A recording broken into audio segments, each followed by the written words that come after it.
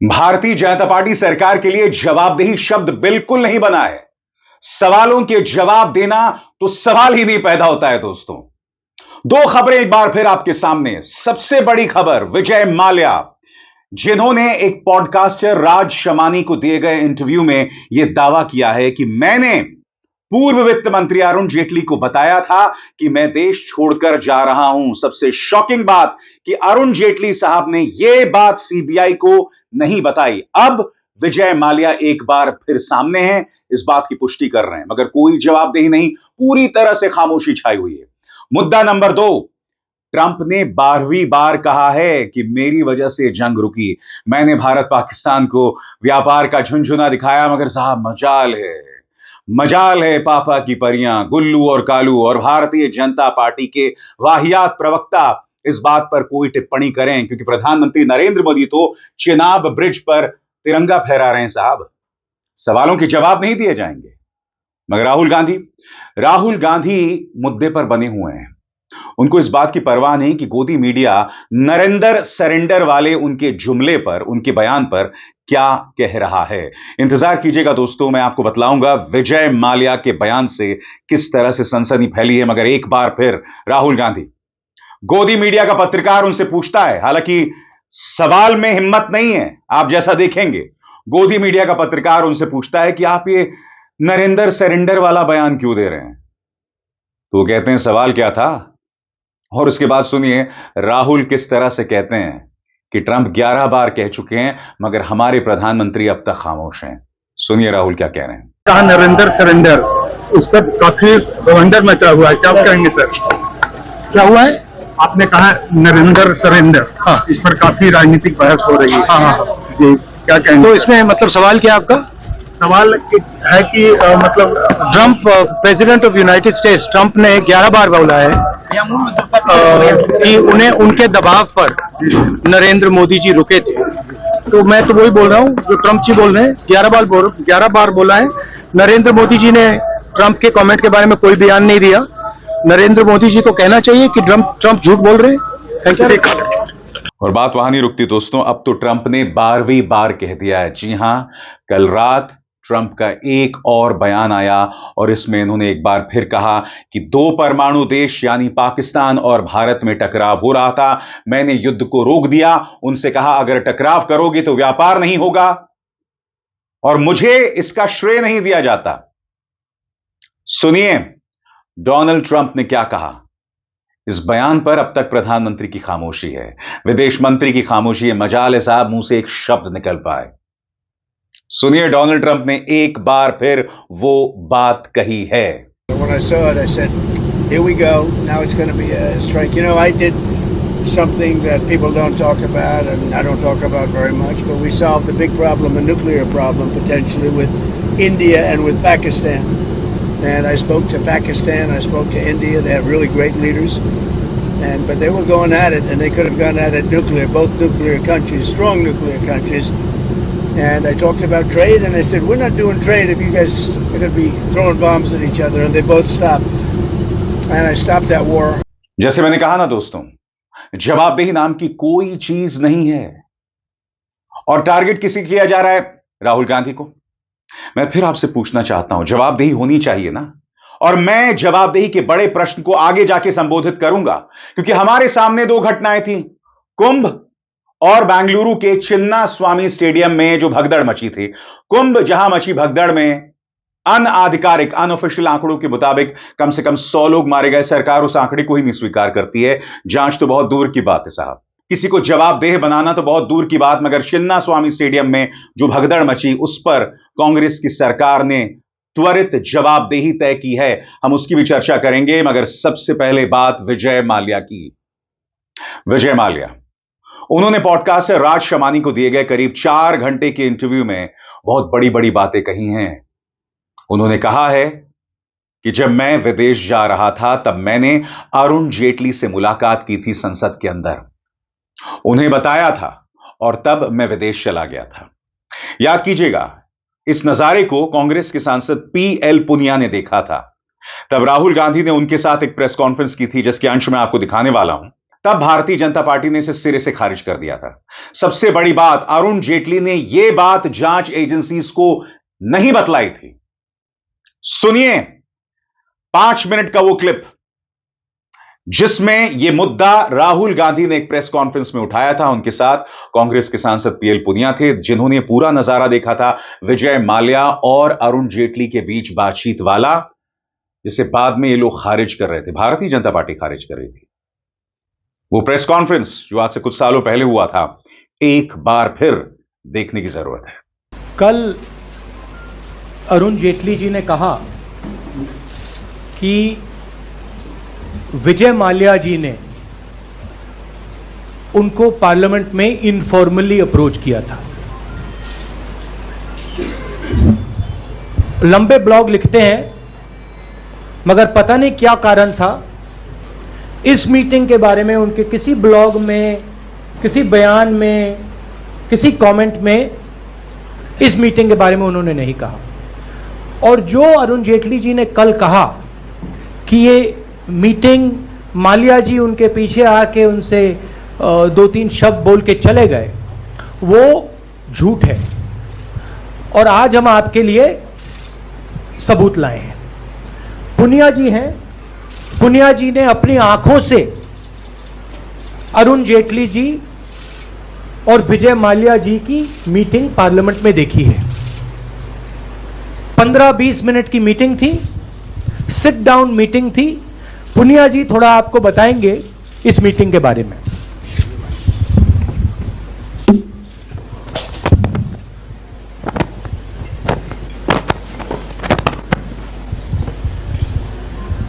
दो 2016 बजट सत्र की बात है।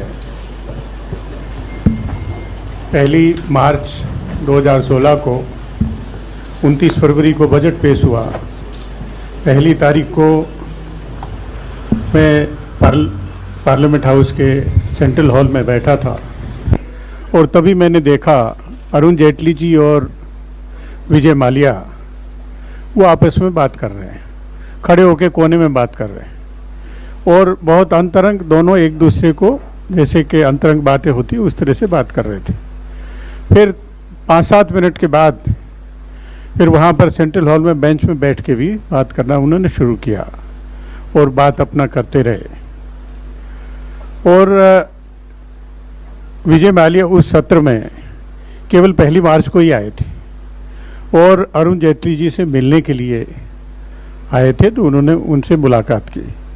और उसके बाद जब 3 तारीख को मीडिया में ये छपा कि 2 तारीख को वो चले गए लंदन, 3 तारीख को मीडिया में छपा, तो अचानक देखते ही मेरा रिएक्शन था, अरे 2 दिन पहले तो ये अरुण जेटली जी से मिल के गए हैं,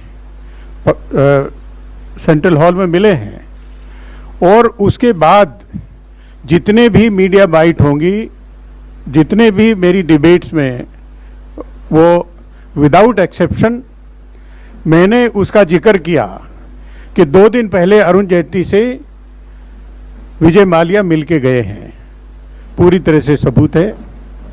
और ये अभी 2.5 साल तक चुप्पी साधे रहे, 2.5 साल तक रहस्य बनाए रहे। इस बीच में पार्लियामेंट की डिबेट भी हुई, उन्होंने जवाब भी दिया, लेकिन कहीं उन्होंने जिक्र नहीं किया कि उनकी मुलाकात विजय माल्या से हुई, चाहे छोटी हुई, लेकिन उसका जिक्र तो करना चाहिए था। लेकिन छोटी नहीं, पुख्ता विधिवत वो मुलाकात करते रहे और सेंट्रल हॉल में उसका रिकॉर्ड है। और मेरी चुनौती है, वहाँ पर सीसीटीवी कैमरा लगे हैं, वो सीसीटीवी फुटेज देख लें 1 मार्च के, तो उनसे पता लग जाएगा, या तो वो राजनीति छोड़ दे या मैं राजनीति छोड़ दूंगा। ये एक बहुत गंभीर बात है। देश जिस पे विश्वास करता है, उस विश्वास को ही सीधे सीधे हमला हो तो फिर सरकार में रहने के लायक नहीं है, ये विचार करना होगा। और उसके पूरे रिकॉर्ड हैं। 1 तारीख को वो आए थे, उन्होंने रजिस्टर पे दस्तखत किए और मुलाकात की। मुलाकात करने के बाद जो बताया, जो चले गए, इससे बहुत स्पष्ट है कि उनसे बात करके गए हैं, उनसे अनुमति लेके गए हैं, उनसे सलाह मशवरा करके वो लंदन गए हैं कि यहाँ पर आपको परेशानी होगी, आप यहाँ से चले जाओ। ये हमारा आरोप है और अंदाज भी है। अब इस पे दो और सवाल उठते हैं। पहला सवाल यह है कि फाइनेंस मिनिस्टर एब्सकॉन्डर से बात करता है, एब्सकॉन्डर फाइनेंस मिनिस्टर को कहता है कि मैं अब लंदन जाने वाला हूं, और फाइनेंस मिनिस्टर ने ना सीबीआई को बताया, ना ईडी को बताया, ना पुलिस को बताया। क्यों नहीं? पहला सवाल। दूसरा सवाल, जो अरेस्ट नोटिस था विजय माल्या पे, उसको इन्फॉर्म नोटिस में किसने बदला? यह काम वही कर सकता है जो सीबीआई को कंट्रोल करता है। और आगे बढ़ने से पहले एक जरूरी संदेश। मेरे कार्यक्रमों के लिए आप नोटिफिकेशन का इंतजार मत कीजिए, मेरे चैनल में जाइए और खुद जाकर कार्यक्रम देखिए और रहिए अपडेटेड। और हां, ज्वाइन कीजिए मेरा चैनल, देखिए यह जरूरी संदेश। स्वतंत्र और आजाद पत्रकारिता का समर्थन कीजिए, सच में मेरा साथी बनिए। बहुत आसान है दोस्तों, इस ज्वाइन बटन को दबाइए और आपके सामने आएंगे ये 3 विकल्प, इनमें से एक चुनिए और सच के इस सफर में मेरा साथी बनिए। जैसे मैंने कहा ना दोस्तों, ललित मोदी के ताल्लुकात भारतीय जनता पार्टी के कई नेताओं के साथ, मगर बीजेपी को कोई जवाबदेही नहीं है, क्योंकि इन्हीं ललित मोदी के ताल्लुकात Sushma Swaraj, Vasundhara Raje Scindia, by the way सांसद बांसुरी स्वराज, जो कि सुषमा स्वराज की बेटी हैं, वो ललित मोदी के दफ्तर में काम किया करती थी, उनकी टीम में थी। सबसे बड़ी बात, मेहुल चोकसी, नीरव मोदी, विजय माल्या, इन पर कोई जवाबदेही नहीं है भारतीय जनता पार्टी सरकार की। आपने सुना पीएल पुनिया ने क्या कहा, राहुल गांधी ने क्या कहा? क्या अब भी इस मामले की जांच नहीं कराई जाएगी? गौतम अडानी पर गिरफ्तारी वारंट जारी होता है, मगर साहब मजाले यहां जांच के आदेश दे दिए जाएं। उल्टा राहुल गांधी पर हमला किया जाता है कि वो जॉर्ज सोरोस के एजेंट है। बताइए ना, अब तो विजय माल्या खुद राज शमानी को दिए गए इंटरव्यू में इस बात का दावा कर रहे हैं कि मैंने अरुण जेटली को बताया था, मगर पूरी तरह से खामोशी छाई हुई है दोस्तों।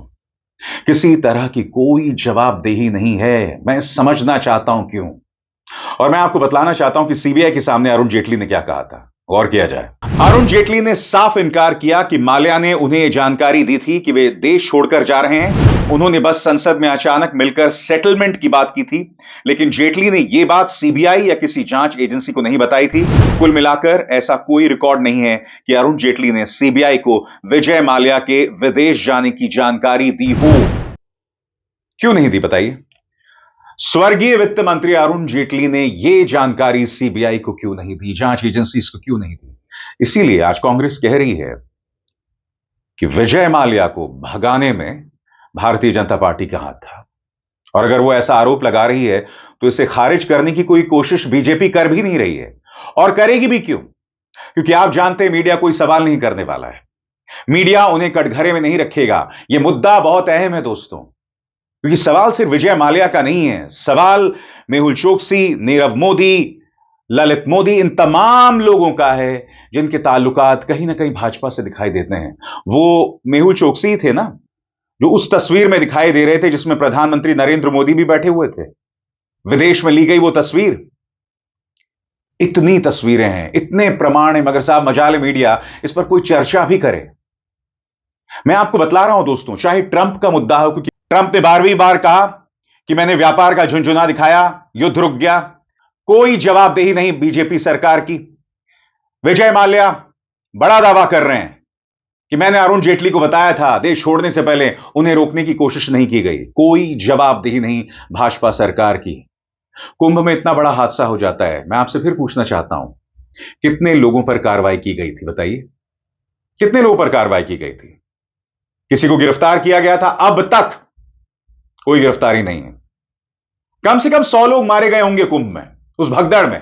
उसके बाद दिल्ली में भगदड़ होती है, वहां पर भी लाशों पर पहरा लगा दिया जाता है। आपको याद होगा वो तस्वीर मैंने आपको दिखाई थी कि किस तरह से अस्पतालों के बाहर पुलिस बंदोबस्त कर दिए गए थे ताकि कोई मीडिया वाला अंदर ना घुसे। कोई नहीं जानता कि असली आंकड़ा क्या है। यह हो रहा है संगोल युग में। और दूसरी तरफ जब चिन्ना स्वामी स्टेडियम में भगदड़ मचती है, तब गोदी मीडिया दहाड़ कर सवाल करता है, और करना भी चाहिए। मगर सबसे बड़ी बात, वहां की सरकार कार्रवाई कर रही है। सिद्धरमैया और डीके शिव कुमार, मुख्यमंत्री और डिप्टी चीफ मिनिस्टर, सामने आते हैं, माफी मांगते हैं। मुख्यमंत्री आदित्यनाथ ने माफी मांगी थी? बिल्कुल नहीं मांगी थी। जब वो दुर्घटना हुई थी तो याद कीजिएगा, उस भगदड़ पर गोदी मीडिया के गुर्गे डिफेंड करने की कोशिश कर रहे थे मुख्यमंत्री आदित्यनाथ को। मुख्यमंत्री आदित्यनाथ ने 16 घंटे तक स्वीकारा नहीं था कि ऐसी कोई भगदड़ हुई है, ऐसी किसी की मौत हुई है। बाद में आकर आंसू बहाना बहुत आसान है, इमोशनल अत्याचार करना बहुत आसान बात है। मगर दूसरी तरफ कांग्रेस शासित कर्नाटक के चिन्ना स्वामी स्टेडियम में भगदड़ मचती है, और इस शख्स को देखिए, ये हैं आरसीबी के मार्केटिंग हेड निखिल सोसाले। इन्हें बेंगलुरु एयरपोर्ट पर जो है वो गिरफ्तार किया गया है, क्योंकि सोसाले वो शख्स थे जिन्होंने विक्ट्री परेड की घोषणा कर दी थी बगैर पुलिस की इजाजत के। इन्हें लगा कि 18 साल बाद हम ये कप जीत गए हैं, लिहाजा कुछ भी करो। अब इस शख्स को गिरफ्तार कर लिया है बेंगलुरु पुलिस ने। सबसे बड़ी बात, मुख्यमंत्री सिद्धरमैया ने कुछ पुलिस वालों को भी सस्पेंड किया। हालांकि मैं नहीं जानता हूं उन्होंने ऐसा क्यों किया, क्योंकि यहां पर पुलिस की गलती नहीं है। पुलिस ने इस विक्ट्री परेड की, इस भीड़ की इजाजत नहीं दी थी। यहां अगर किसी की जवाबदेही है तो सरकार की है और आरसीबी की है। और मैं आपको बतलाना चाहता हूं कि कर्नाटक सरकार ने क्या क्या कदम उठाए, और मैं इसलिए बता रहा हूं कि कुंभ में या दिल्ली में मची भगदड़ को लेकर किसी की गर्दन पर गाज नहीं गिरी थी।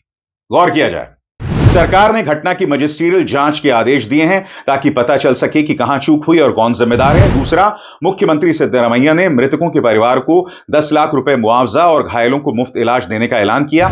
तीसरा, कई सीनियर पुलिस ऑफिसर्स को सस्पेंड कर दिया गया है और मुख्यमंत्री के राजनीतिक सचिव को भी हटा दिया गया है। सरकार ने कहा है कि अब से सभी बड़े इवेंट्स के लिए स्टैंडर्ड ऑपरेटिंग प्रोसीजर बनाई जाएगी, जिससे भविष्य में इस तरह की घटनाएं रोकी जा सकें।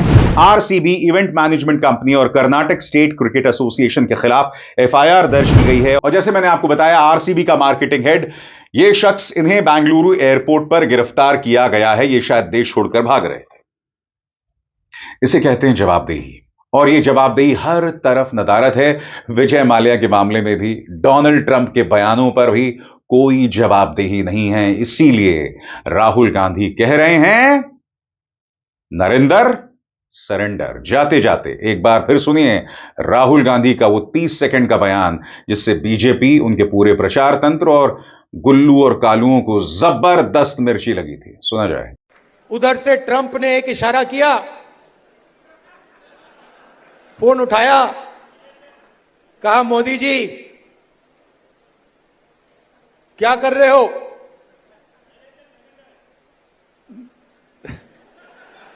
नरेंद्र सरेंडर।